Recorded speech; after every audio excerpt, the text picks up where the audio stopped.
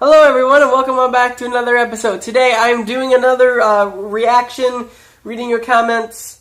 No, not any of that. Today I'm going to be doing an article reaction, except this time it's a little bit different. Instead of covering just one topic, I'm going to be covering a few.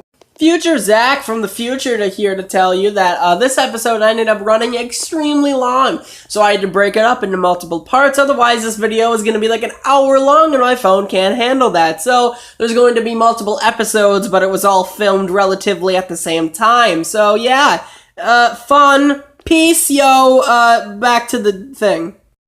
Because I haven't made one in a while, and this way I might not get bored with a topic, and I might be able to inject more comedy or more substance to the videos, rather than just, hey, this is my opinion. Okay, so the first thing I'm doing is an actual article, and it's entitled, New Book Slams Geek Toxic Masculinity in the Big Bang Theory. Now, this was actually a long time ago, and by a long time ago, I mean a long time ago. I think I found this article in November, I want to say. The Big Bang Theory is fine. It's not the best show. It's not the worst. I don't really have nothing more to say about it other than that, so we're just going to get straight into the article.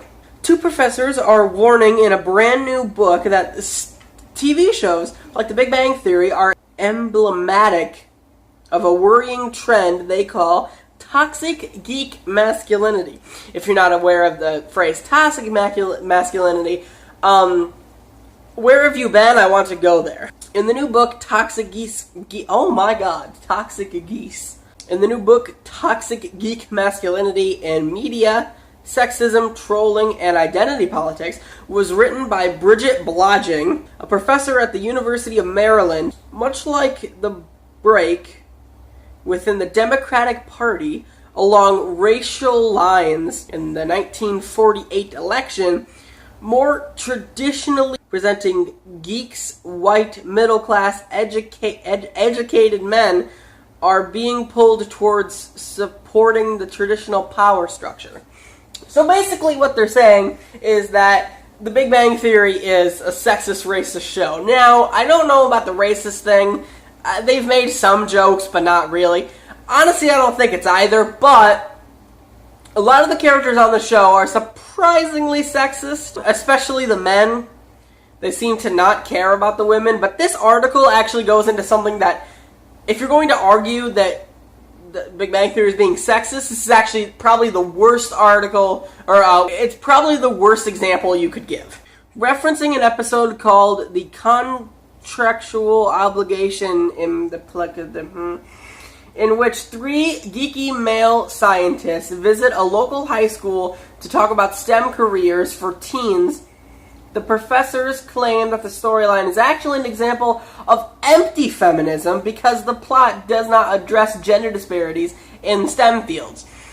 Actually, interestingly enough, the episode kind of does. It mentions how women don't get as much scientific background as male scientists do, and they're often, they're not catered to, they don't make as much money, which all of that is actually true.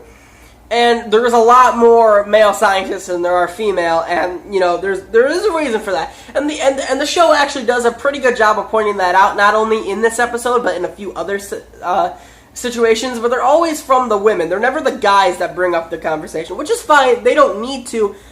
I'm just saying that criticism is invalid. The characters are deeply lacking in self-awareness regarding their roles in a sexist workplace, and the same lack of understanding is constantly played for humor. That is true. That's the thing that a lot of people have a problem with. And that's fine. You can have a problem with The Big Bang Theory all you want. Personally, I thought it was really good at the beginning of the show, and now it's not great, but it's not bad. I wouldn't say it's the worst TV show I've ever seen. I wouldn't even go as far as to say it's not the worst sitcom I've ever seen. Later in the episode, the male scientists bring two female scientists with them to chat with the high schoolers. But the professors insist that the feminist ethos of the female scientists is actually undermined because they wear makeup and dress ultra feminine. I thought feminism was supposed to be equality for the sexes, meaning that they can wear whatever the heck they please. Is that not?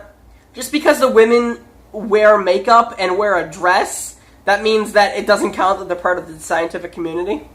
You make no sense! Make up your freaking mind! The episode never mentions the fact that the women have to dress in dresses and makeup to appear pleasing to men. They never mention that at all. The only reason they dressed up is because they were going to present something. I'm sorry if I want to dress in a way that's like, hey, I don't want to look like a complete slob when I talk in front of these high schoolers, so I'm going to dress up. That's not feminist of you. I want to point out something real quick. The article's pretty stupid, but one of the links in there, I actually don't have the article to because I didn't bother, but it says right here, related, professor calls digital manspreading an act of toxic masculinity. What in the world is digital manspreading? First off, manspreading in itself is not a real thing, and it's not an issue. But how do you do it digitally?